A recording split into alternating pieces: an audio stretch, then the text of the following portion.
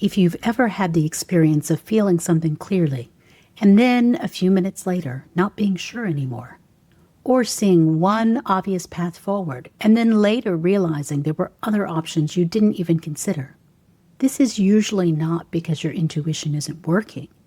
It's because you're working with more than one way of knowing, and they're getting mixed together. And when that starts to feel like too much, what most people do is override the whole thing. Not because there's no clarity, but because there are multiple inputs and no clear way to work with them. So instead of sorting them, instead of understanding what you're being told, you dismiss them. When intuition is talked about, it's usually described as a single thing, a gut feeling, a voice, a knowing, something clean, something direct. But in practice, it doesn't show up that cleanly. What I see consistently, both in my own experience and in working with intuitive people, is that there are multiple internal inputs happening at the same time. They can arrive quickly, they can overlap, and they don't always agree. And when those get blended together, it becomes very difficult to tell what's actually clear and what isn't. There are 4 primary ways intuition tends to show up. You likely have access to more than one, but usually one is more dominant and the others either support it or interfere with it. And if you don't separate them, they can easily get collapsed into one experience. For some people, intuition shows up in the body first. This doesn't look dramatic. It's often subtle but very specific. You might notice a tightening in your chest when something isn't right, a sense of openness or ease when something fits. Heaviness, pressure, expansion, a feeling of leaning in or pulling back. Here's a common example for you. You agree to something, a meeting, a commitment, a plan, and immediately after, your body shifts.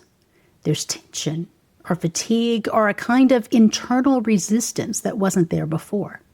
At the time, you might explain it away. You might tell yourself you're just tired or overreacting or that it's not a big deal.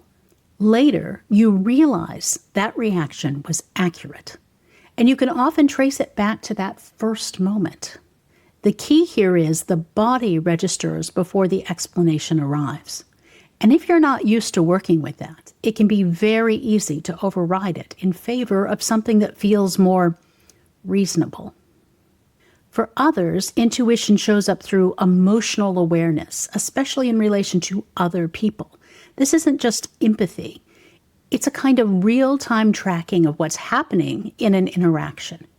You might notice a shift in tone that doesn't match the words, tension between people, even if everything looks fine, a sense that something is unspoken or unresolved, a change in how someone feels from one moment to the next. For example, you're in a conversation and everything sounds fine on the surface. The words are appropriate and the tone is polite, but something in you registers that the other person isn't fully aligned with what they're saying.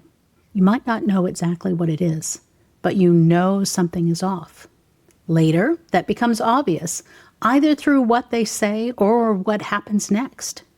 The key feature here is you're registering relational dynamics very quickly.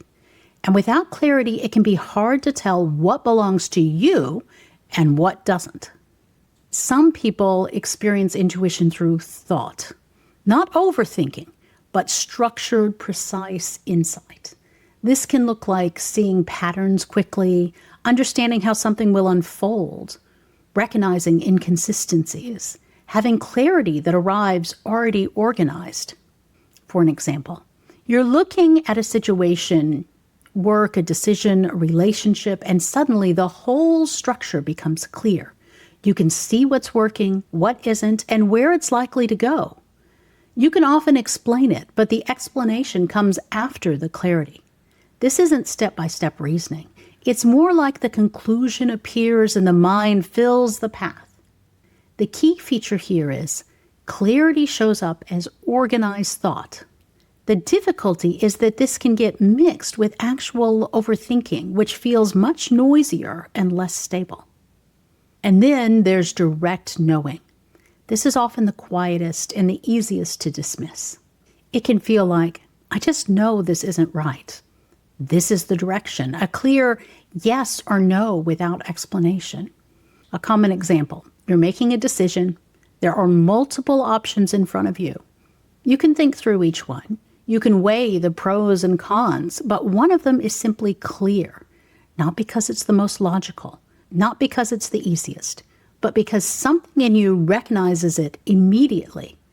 The key feature here is there's no visible process. You arrive already at the answer. And because there's no process, it's often the first thing to get overridden. Here's where this becomes important. Most people are not working with just one of these. You might have a physical reaction, an awareness of what someone else is feeling, a mental layer organizing everything, and a quieter knowing underneath, all at the same time. And those don't always point in the same direction. In fact, very often they don't. Let's take a simple example. You're deciding whether to say yes to something. You might notice your body feels slightly tense. Emotionally, you're aware that the other person wants you to say yes. Mentally, you can make a strong case for doing it. And somewhere underneath that, there's a quiet sense that it's not quite right. If all of that is happening together and you don't separate it, it becomes very hard to know what to trust. And when there isn't a clear way to work with those inputs, something very predictable happens. You default to what is easiest to justify, or you override the quieter signal entirely. There's another layer to this.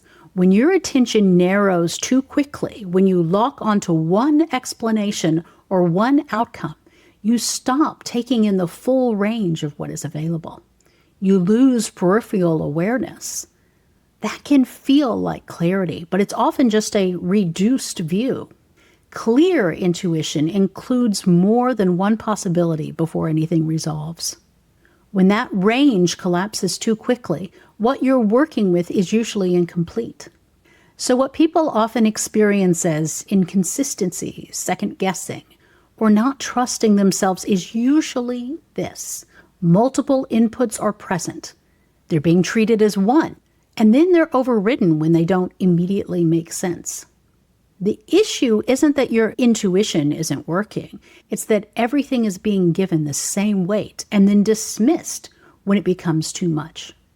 If you want to get clearer on how this shows up for you specifically, I created a quiz that breaks this down. It will help you identify your primary pattern, what else is influencing it, and why certain situations feel more confusing than others.